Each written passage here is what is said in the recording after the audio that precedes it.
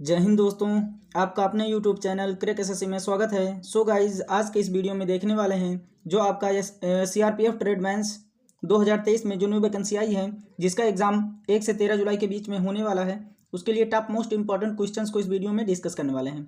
और मैं आपको 100% गारंटी देता हूँ कि आपके सीआरपीएफ ट्रेडमैन्स 2023 के एग्जाम में यहाँ से प्रश्न जरूर पूछे जाएंगे, तो वीडियो को लास्ट तक जरूर देखिएगा। और मेरे चैनल को सब्सक्राइब नहीं किया है तो क्रैक एसएससी चैनल को सब्सक्राइब जरूर कर लीजिए। तो चलिए वीडियो को स्टार्ट करते हैं। हमारा पहला क्वेश्चन कह रहा है, गरबा किस राज्य का लोक नृत्य है? गरबा जो है ये किस राज्य का लोक नृत्य है? तो हमारा ऑप्शन बी राइट आंसर हो जाएगा। गुजरात का लोक नृत्य क्या है? गरबा है। इसके इंपॉर्टेंट पॉइंट से समझ लेंगे हम लोग, है ना। जितने भी यहाँ विकल्प दिए गए हैं उन सभी के आंसर यहाँ दिए गए हैं, है ना। क्वेश्चन के आंसर दिए गए हैं, तो इससे आप लोगों को ये हो जाएगा कि एक जो विकल्प 4 विकल्प हैं उसमें से हर एक क्वेश्चन का आंसर दिया गया है। तो यहाँ पर आपके एक क्वेश्चन से 4 क्वेश्चन के आंसर मिल जा रहे हैं, है ना। उस हर एक क्वेश्चन ऐसे ही बनाया गया है, तो वीडियो को लास्ट तक जरूर देखिएगा, है ना। आपको आपके एग्जाम के लिए बहुत बेनिफिट होने वाले हैं इस वीडियो से, है ना। तो वीडियो को अंत तक जरूर देखिएगा। ऐसा ना हो कि जो क्वेश्चन है आपके एग्जाम में आने वाले हैं और इसी वीडियो में हो और आप स्किप कर दें, है ना। तो चलिए वीडियो को आगे बढ़ाते हैं। तो हमारा इंपॉर्टेंट पॉइंट से समझ लेते हैं। केरल जो है, केरल का लोक नृत्य क्या है? काली अट्टम जो है ये केरल का लोक नृत्य है। कर्नाटक का लोक नृत्य क्या है? यक्षगान है। और मध्य प्रदेश का लोक नृत्य क्या है? ये रीना। रीना जो है ये मध्य प्रदेश का लोक नृत्य है। अगला क्वेश्चन कह रहा है, विश्व पशु कल्याण दिवस कब मनाया जाता है? तो विश्व पशु कल्याण दिवस कब मनाया जाता है? तो ये हमारा ऑप्शन ए राइट आंसर हो जाएगा। 4 अक्टूबर को मनाया जाता है विश्व पशु कल्याण दिवस। और इस इंपॉर्टेंट पॉइंट से समझ लेते हैं। अगर 4 दिसंबर को कौन सा दिवस मनाया जाता है? तो नौसेना दिवस 4 दिसंबर को मनाया जाता है। 5 दिसंबर को विश्व मृदा दिवस मनाया जाता है। और अगला कह रहा है कि 5 जून को क्या मनाया जाता है? तो विश्व पर्यावरण दिवस ये कब मनाया जाता है? 5 जून को मनाया जाता है। अगला क्वेश्चन कह रहा है, तृतीय आंग्ल मैसूर युद्ध कब से कब तक चला था? तृतीय आंग्ल मैसूर युद्ध जो था ये कब से कब तक चला था? तो ये हमारा ऑप्शन बी राइट आंसर हो जाएगा। 1790 से लेकर 1792 तक ये चला था, है ना। इसके इंपॉर्टेंट पॉइंट से समझ लेते हैं कि 1780 से लेकर 1784 तक कौन सा युद्ध चला था? तो द्वितीय आंग्ल मैसूर युद्ध चला था। और 1799 में कौन सा युद्ध हुआ था? तो चतुर्थ आंग्ल मैसूर युद्ध हुआ था। और 1767 से लेकर के 1769 तक कौन सा युद्ध चला था? तो प्रथम आंग्ल मैसूर युद्ध ये हुआ था। तो इन सभी इंपॉर्टेंट पॉइंट्स को जरूर ध्यान रखिएगा, क्योंकि युद्ध से भी हर एक शिफ्ट में आपके एक ना एक क्वेश्चंस जरूर पूछे जाएंगे, है ना। अगर वीडियो पसंद आएगी तो एक लाइक जरूर कीजिएगा और अपने दोस्तों तक शेयर जरूर कीजिएगा। अगला क्वेश्चन कह रहा है, शिव कुमार शर्मा कौन सा वाद्य यंत्र बजाते हैं? तो शिव कुमार शर्मा जो है ये कौन सा वाद्य यंत्र बजाते हैं? तो ऑप्शन ए हमारा राइट आंसर हो जाएगा, संतूर। शिव कुमार शर्मा जो है ये संतूर वादक है। इंपॉर्टेंट पॉइंट से समझ लेते हैं। वायलिन कौन बजाते हैं? तो वायलिन वादक जो है बाल मुरली कृष्ण है। बाल मुरली कृष्ण जो है ये वायलिन बजाते हैं। हारमोनियम कौन बजाते हैं? तो महमूद धालपुरी जो है ये हारमोनियम बजाते हैं। शहनाई वादक कौन है? तो उस्ताद बिस्मिल्लाह खान ये जो है शहनाई वादक है।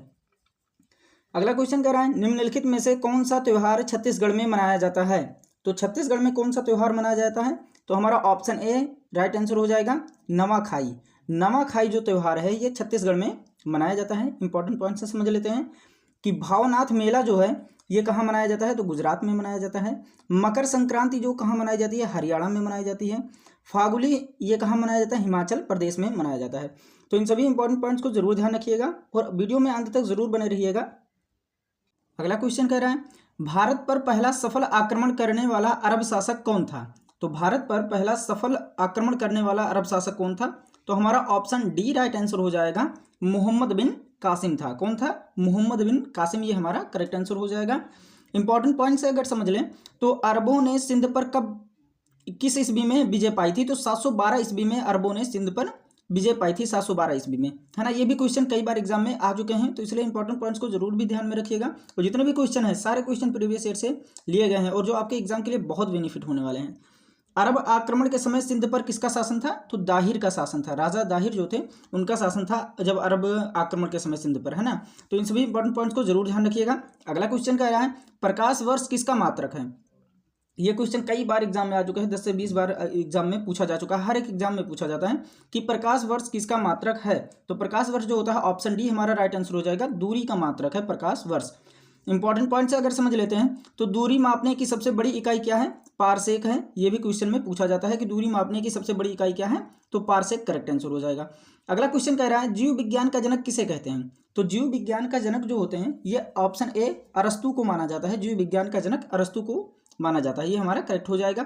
इंपॉर्टेंट पॉइंट से अगर समझ लेते हैं तो अरस्तु को जंतु विज्ञान का जनक भी कहते हैं, है ना। अरस्तु को जीव विज्ञान का भी जनक कहते हैं और जंतु विज्ञान का भी जनक अरस्तु को ही कहते हैं। और लीनियस को क्या कहते हैं? आधुनिक वर्गीकरण का पिता कहते हैं। किसको? लीनियस को। ये हमारा करेक्ट आंसर हो जाएगा। अगला क्वेश्चन कह रहा है आमाशय में निकलने वाले जठर रस में कौन सा एंजाइम होता है? तो आमाशय में निकलने वाले जठर रस में कौन सा एंजाइम होता है? तो ऑप्शन ए हमारा राइट आंसर हो जाएगा, रेनिन होता है। क्या होता है? रेनिन होता है। इंपॉर्टेंट पॉइंट से समझ लेते हैं अगर, तो रेनिन जो होता है, रेनिन का क्या काम होता है? रेनिन दूध की धुली हुई प्रोटीन कैसिनोजेन को ठोस प्रोटीन कैल्शियम पैराकेसिनेट के रूप में बदल देता है। ये रेनिन करता है। तो इंपॉर्टेंट पॉइंट्स को जरूर ध्यान रखिएगा। अगला क्वेश्चन कह रहा है कन्हेरी की गुफाएं कहाँ स्थित हैं? तो कन्हेरी की गुफाएं जो हैं ये कहाँ स्थित हैं? तो ये ऑप्शन ए हमारा राइट आंसर हो जाएगा, मुंबई में स्थित है। ये हमारा करेक्ट आंसर हो जाएगा। अगला क्वेश्चन कह रहा है निम्न में से सितार वादक कौन है? तो सितार वादक कौन है? तो ये हमारा ऑप्शन बी राइट आंसर हो जाएगा। उमा शंकर मिश्र जो है ये सितार वादक है। इंपॉर्टेंट पॉइंट से समझ लेते हैं कि तो सितार का आविष्कार किसने किया था? तो अमीर खुसरो ने किया था। किसने किया था? अमीर खुसरो ने सितार का आविष्कार किया था। और सितार में क्या होते हैं? 7 तार होते हैं। इसको भी आप लोग जरूर ध्यान रखिएगा। अगला क्वेश्चन कह रहे हैं निम्न में से शास्त्रीय नृत्य भरतनाट्यम के कलाकार कौन है?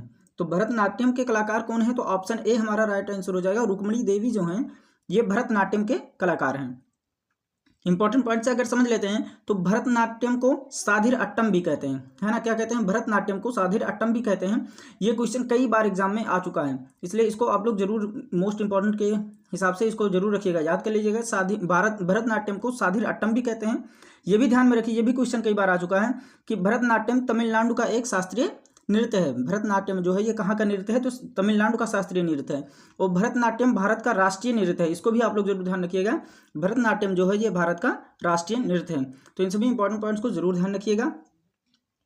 अगला क्वेश्चन कह रहा है ऐसा कौन सा वेद है जो गद्य एवं पद्य दोनों में है? ऐसा कौन सा वेद है जो गद्य एवं पद्य दोनों में है? तो हमारा ऑप्शन ए राइट आंसर हो जाएगा। यजुर्वेद जो है ये गद्य एवं पद्य दोनों में है। इंपॉर्टेंट पॉइंट से अगर समझ लेते हैं तो यजुर्वेद के पाठकर्ता को क्या कहते हैं? अध्वर्यु कहते हैं। क्या कहते हैं? अध्वर्यु कहते हैं। ये भी जरूरी है। अगला क्वेश्चन कह रहा है हुमायूं नामा की रचना किसने की थी? तो हुमायूं नामा की रचना किसने की थी? ऑप्शन बी राइट आंसर हो जाएगा। गुलबदन बेगम ने हुमायूं नामा की रचना की थी। अगला क्वेश्चन कह रहा है भारत के कितने पड़ोसी देश हैं? तो भारत के कितने पड़ोसी देश हैं? तो ये हमारा ऑप्शन डी राइट आंसर हो जाएगा। 7 हैं। कितने हैं? 7 हमारा करेक्ट आंसर हो जाएगा। अगला क्वेश्चन कह रहा है इंपॉर्टेंट पॉइंट से अगर समझ लेते हैं तो भारत के पड़ोसी देश मतलब 7, भारत के कितने पड़ोसी देश हैं? 7 हैं। उन सभी के नाम हम ध्यान दे देते हैं। तो बांग्लादेश, चीन, पाकिस्तान, नेपाल, म्यांमार, भूटान, अफगानिस्तान, ये जो हैं 7 देश ये भारत के पड़ोसी देश हैं। तो इन सभी इंपॉर्टेंट पॉइंट्स को जरूर ध्यान रखिएगा। अगला क्वेश्चन कह रहा है मड़ई महोत्सव निम्नलिखित में से किस राज्य में मनाया जाता है? तो मड़ई महोत्सव है ये किस राज्य में मनाया जाता है? ऑप्शन बी राइट आंसर हो जाएगा। छत्तीसगढ़ में मड़ई महोत्सव मनाया जाता है। अगला क्वेश्चन कह रहा है भारत का सबसे दक्षिणी बिंदु कौन सा है? भारत का सबसे दक्षिणी बिंदु जो है ये इंदिरा पॉइंट है। इंदिरा पॉइंट जो है ये भारत का सबसे दक्षिणी बिंदु माना जाता है ना, इंदिरा पॉइंट को। तो वालांगू जो है ये पूर्वी बिंदु है और सर क्रीक जो है ये पश्चिमी बिंदु है। इंदिरा कॉल क्या है? उत्तरी बिंदु है। तो ये भारत का है ना। तो इंपॉर्टेंट पॉइंट्स को जरूर ध्यान रखिएगा। अगला क्वेश्चन कह रहा है निम्न में से कौन है जो लाल लिटमस पत्र को नीला कर देता है? तो लाल लिटमस पत्र को नीला कौन कर देता है? तो ऑप्शन है हमारा राइट आंसर हो जाएगा क्षार। क्षार जो है ये लाल लिटमस पत्र को क्या कर देता है? नीला कर देता है। इंपॉर्टेंट पॉइंट से समझ लेते हैं। क्षार का स्वाद कड़वा होता है। कैसा होता है? क्षार का स्वाद कड़वा होता है। ये क्वेश्चन अभी हाल ही में आर्मी अग्निवीर में पूछा गया है। क्षार का स्वाद कैसा होता है? तो कड़वा होता है। भस्म जो जल में विलीन हो वो क्या कहलाता है? क्षार कहलाता है। तो इन सभी इंपॉर्टेंट पॉइंट्स को जरूर ध्यान रखिएगा। अगला क्वेश्चन कह रहा है जीवन की सबसे छोटी कार्यात्मक इकाई है। तो जीवन की सबसे छोटी कार्यात्मक इकाई क्या है? तो ये हमारा ऑप्शन सी राइट आंसर हो जाएगा। कोशिका। कोशिका हमारा करेक्ट आंसर हो जाएगा। इंपॉर्टेंट पॉइंट से समझ लेते हैं कि सबसे लंबी कोशिका तंत्रिका तंत्र की कोशिका है। ये भी क्वेश्चन कई बार एग्जाम में आ चुका है, कई बार आ चुका है एग्जाम में, इसलिए मोस्ट इंपॉर्टेंट रखेंगे इसको। सबसे लंबी कोशिका क्या है? तंत्रिका, तंत्रिकी कोशिका है। और सबसे बड़ी कोशिका जो होती है ये शुतुरमुर्ग के अंडे की कोशिका होती है। तो ये लंबी कोशिका जो होती है तंत्रिका, तंत्रिकी, और बड़ी कोशिका जो होती है ये शुतुरमुर्ग के अंडे की कोशिका होती है। तो ये कंफ्यूज नहीं होंगे, लंबी और बड़ी अलग अलग हैं। लंबी होगी तो तंत्रिका तंत्र की कोशिका होगी, और अगर बड़ी पूछेगा तो शुतुरमुर्ग के अंडे की कोशिका होगी, इसलिए कंफ्यूज नहीं होंगे। और ये दोनों बहुत इंपॉर्टेंट हैं। अगला क्वेश्चन कह रहा है लावड़ी किस राज्य का लोकगीत है? लावड़ी जो है ये किस राज्य का लोकगीत है? तो हमारा ऑप्शन सी राइट आंसर हो जाएगा, महाराष्ट्र। महाराष्ट्र का लावड़ी जो है ये लोकगीत है। इंपॉर्टेंट पॉइंट से समझ लेते हैं। कर्नाटक का लोकगीत क्या है? भावगीते, ये कर्नाटक का लोकगीत है। उड़ीसा का संबलपुरी, ये उड़ीसा का लोकगीत है। और पंजाब का महिया जो है ये पंजाब का लोकगीत है। अगला क्वेश्चन कह रहा है पुर्तगाली ईस्ट इंडिया कंपनी की स्थापना किस वर्ष हुई थी? जो पुर्तगाली ईस्ट इंडिया कंपनी की स्थापना किस वर्ष हुई थी? तो ऑप्शन ए हमारा राइट आंसर हो जाएगा, 1498 ईस्वी में ही हो गई थी पुर्तगाली ईस्ट इंडिया कंपनी की स्थापना। इंपॉर्टेंट पॉइंट से अगर समझ लेते हैं तो 1600 ईस्वी में किसकी स्थापना हुई थी? तो अंग्रेजी ईस्ट इंडिया कंपनी की जो स्थापना हुई थी ये 1600 ईस्वी में हुई थी। 1610 ईस्वी में डच ईस्ट इंडिया कंपनी की स्थापना हुई थी। और 1616 ईस्वी में डेनिश ईस्ट इंडिया कंपनी की स्थापना हुई थी। तो इन सभी इंपॉर्टेंट पॉइंट्स को जरूर ध्यान रखिएगा। अगला क्वेश्चन कह रहा है सौरमंडल का सबसे बड़ा ग्रह है। तो सौरमंडल का सबसे बड़ा ग्रह कौन सा है? तो ये हमारा ऑप्शन सी राइट आंसर हो जाएगा, बृहस्पति। बृहस्पति जो है ये सौरमंडल का सबसे बड़ा ग्रह है। इसके इंपॉर्टेंट पॉइंट से समझ लेते हैं कि बृहस्पति के पास 63 उपग्रह हैं। कितने उपग्रह हैं? बृहस्पति के पास 63 उपग्रह हैं। और इसका उपग्रह गैनीमीड सभी उपग्रहों में सबसे बड़ा है। इस इंपॉर्टेंट पॉइंट्स को जरूर ध्यान रखिएगा। अगर वीडियो पसंद आ रही होगी तो एक लाइक जरूर कीजिए, चैनल को सब्सक्राइब जरूर कर लीजिए ऐसे ही एग्जाम ओरिएंटेड वीडियो पाने के लिए। और अपने दोस्तों तक शेयर जरूर कीजिए और कमेंट करके जरूर बताइए कि आपको ये वीडियो कैसी लगी, है ना। और आप लोग चैनल को सब्सक्राइब जरूर कर लीजिए। कुछ दिन के बाद आपको हिंदी के और मैथ के और रीजनिंग के भी वीडियो इसी चैनल पर मिलने वाले हैं, है ना। तो इसलिए इस चैनल को सब्सक्राइब जरूर कर लीजिए। तो कुछ दिन में मिलेंगे, बस 4-5 दिन में, ज़्यादा नहीं, है ना।